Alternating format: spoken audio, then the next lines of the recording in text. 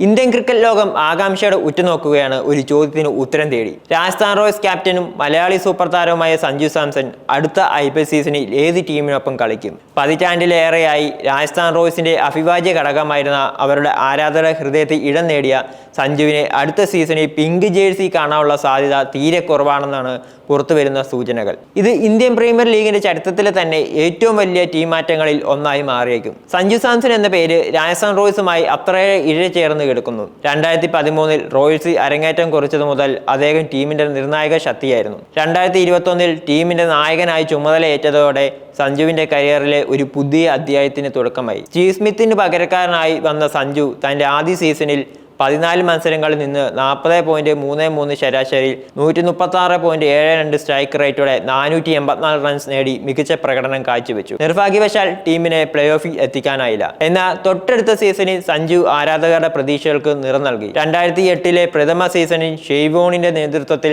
കപ്പുയർത്തതിനു ശേഷം രാജസ്ഥാൻ റോയൽസിനെ ആദ്യമായി ഒരു ഫൈനലിൽ എത്തിച്ചത് സഞ്ജു സാംസൺ ആണ്. ആ സീസണിൽ 14 മത്സരങ്ങളിൽ നിന്ന് 146.79 സ്ട്രൈക്ക് റേറ്റിൽ 458 റൺസുമായി ബാറ്റിംഗിലും നായകൻ എന്ന നിലയിലും സഞ്ജു തിളങ്ങി.